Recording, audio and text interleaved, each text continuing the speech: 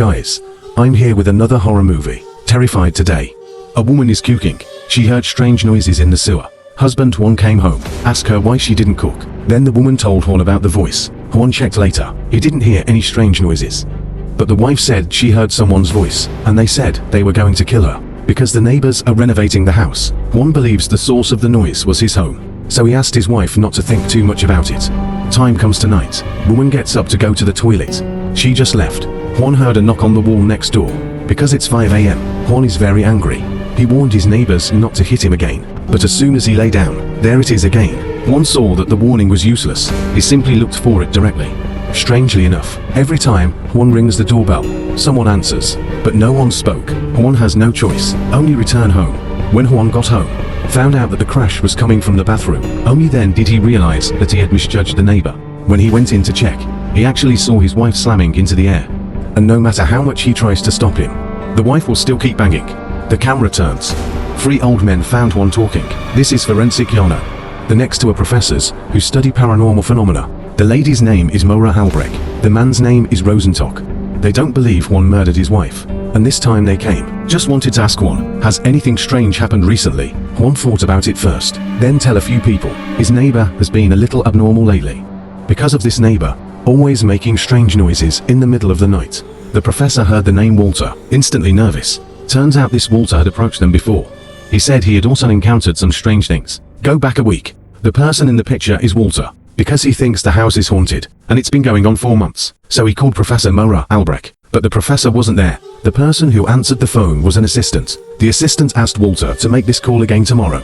When Walter got home, he always felt like there was something under the bed, but he doesn't see it every time. Because of this, he has been insomnia for a long time, so he takes some sleeping pills every night to fall asleep. While Walter was asleep, and his bed started to move, he looked under the bed again, but still nothing. He just lay down. The monster appeared. Just at this moment, the lamp at home suddenly went out of power. Walter pressed the switch a few times to no avail, so he thought of the socket under the bed. He just plugged in. A monster ran away from home. Walter was terrified. He could only pray in bed. Time came the next day. Walter wakes up to find a mess in his house. Then he called Professor Maura Albrecht. So he says, this monster is no longer hitting or moving objects. He showed up. Walter also said he saw him with his own eyes last night, but the assistant still refused to help Walter, because Walter has no substantive evidence. When Walter got home, his eyes glazed over at his house. Just at this moment, Juan came to me. At this time, Juan's wife had no accident. Juan asked Walter why he kept hitting the wall, and Walter lied about renovating the house. Time comes tonight. Didn't that assistant always ask for evidence? Walter got mad and bought a VCR. He put the VCR on the cabinet. It recorded sleep. What happened after that? Just as Walter was sound asleep, he was awakened by a voice, and he looks down. That video recorder actually fell off. Just at this moment, a monster's shadow appeared by the window. When Walter turned on the light, the shadow has disappeared. Then Walter picked up the VCR. After he saw himself falling asleep, a monster was looking at him strangely. Then this monster actually hid in the closet. Because the monster is pushing too hard, caused the VCR to fall. After Walter saw this scene, looking at the cabinet in disbelief, Walter is very scared, picked up a gun, and walked to the closet. But after he opened the cabinet, there are only some of his clothes inside. Then Walter picked up the VCR again. He moved the clock forward again, and this thing came out from under the bed. Suddenly, the cabinet door opened by itself, and that's the monster in the closet. Walter also spotted the monster through the reflection of the gun body, just when he was about to pick up the gun, but the monster got there first. Time came the next day. A kid accidentally kicked a ball into Walter's house. The child just drank some water, but Walter seemed angry. Tell him to leave quickly. The kid was terrified. Back again and again, but a bus suddenly appeared, killed the little boy directly. Juan came out to check. When he heard the sound, he recognized it immediately as the child of neighbor Alicia, and then he screamed out for Alicia. Shortly after, the police arrived. After they dealt with the accident, they began to clean up the scene, and the blood on the ground was washed down the drain. Is this a foreshadowing? Then they held a funeral for the little boy. But there's something Juan doesn't understand. He hasn't seen his neighbor Walter in days. The camera turns. Forensic Jano received a call from the police. The sheriff said they were involved in a paranormal incident. They need Jano to assist with the investigation. When he arrived at the place, the caller was Alicia, who had just lost her child. After they came to the kitchen, seeing the dead child sitting at the dining table. It was just now. When Alicia smoked, I heard a strange noise outside the door.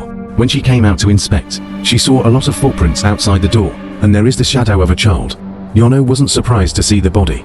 He didn't think it was a paranormal event. It's that his mother, Alicia, can't accept reality. Dig up the child. In the conversation between the two, the milk on the table was dumped. Jono looked at the body in disbelief. Then he suggested burying the body quickly, and this matter cannot be reported to the superior, because the sheriff is Alicia's ex-boyfriend. If Alicia's digging up the body is known, people will think she's mentally ill, and she's going to jail. To avoid this from happening, Jono had the officer lie about post-mortem seizures. Jono also suggested giving Alicia some anesthetic. Because of her mother, surely she won't let anyone take her child away. After Jono came out of the house, saw a woman taking a photo opposite. She thought this person looked familiar, so he went over and asked. It was learned in the conversation between the two. The woman is the one who studied the overload incident, Professor Maura Albrecht. Jono asked the professor what he was doing here. Turns out Professor Maura Albrecht got Walter's help. She's here to investigate paranormal events.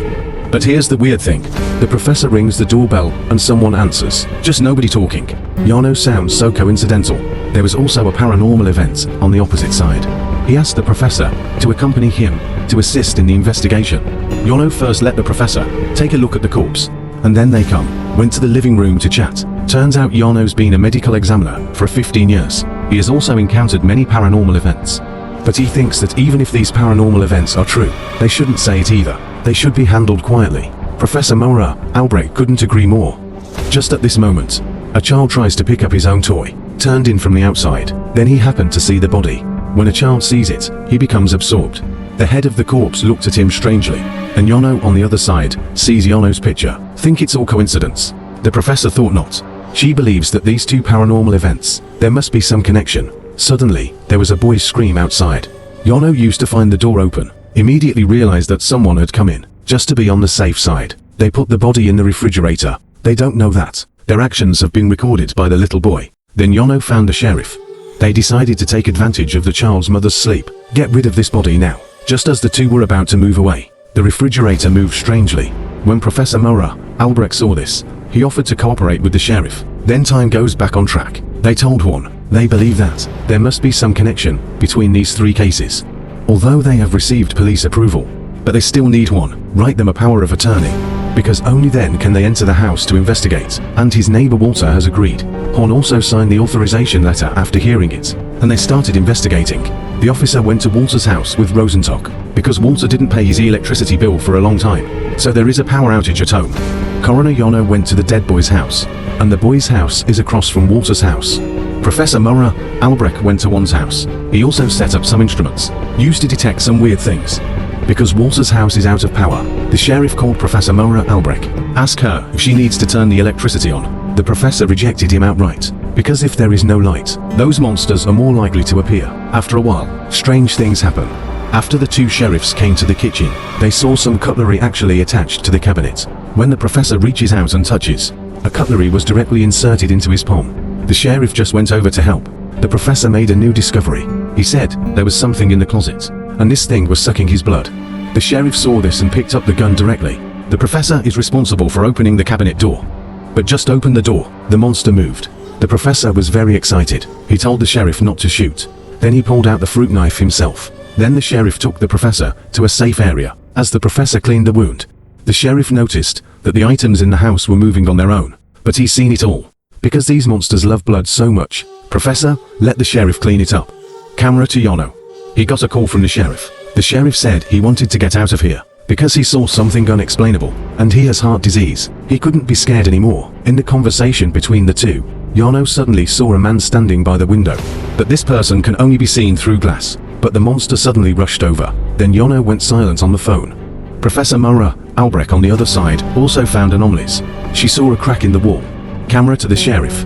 He found the professor, said he was leaving, but the professor made a new discovery. He made Juan look under the bed.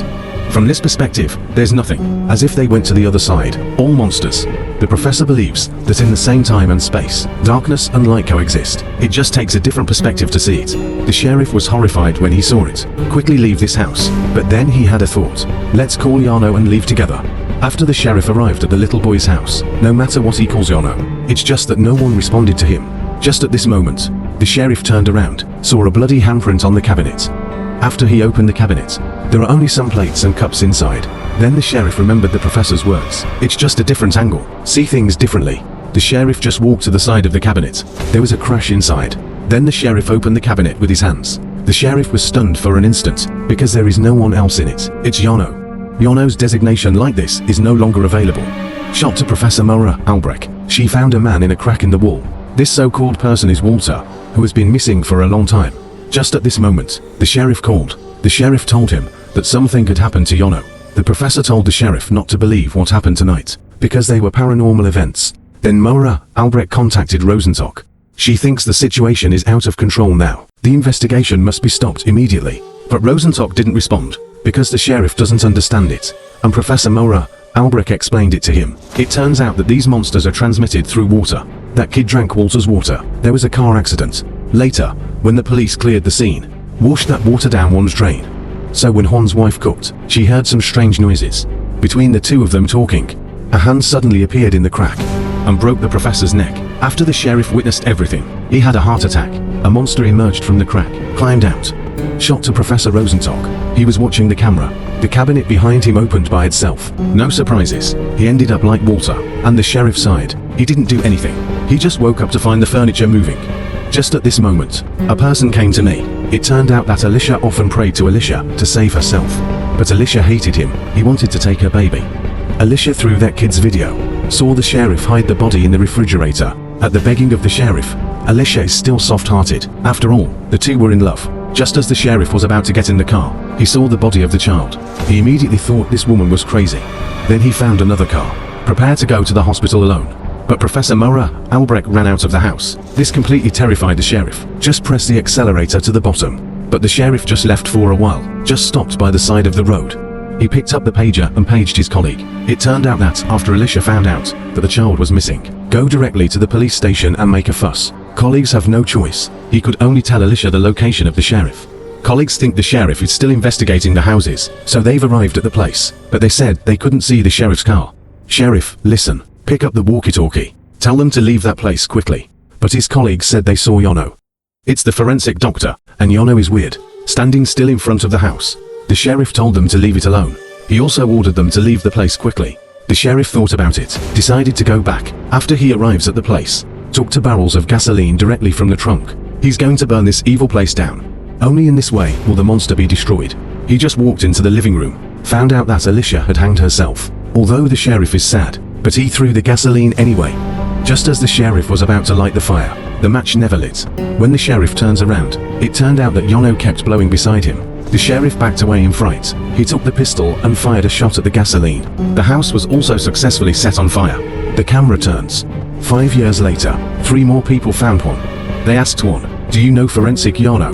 And those 2 professors. Juan nodded and said he knew, but he just can't remember the name. Then they took out the photo of the sheriff. They say, a colleague witnessed the sheriff burning down the house, and there were people in the house at the time. So this sheriff is now a fugitive. Just a few people talking. Juan said he saw a man, but a few people turned around. Nothing. Then Juan picked up the picture of the guy. It was Professor Rosenstock. Juan also pointed to the door and said, "This guy's face looks like it's on fire." Just when a few people turn around, the stool on the side actually moved. Finally, the stool flew directly over. So the movie ends.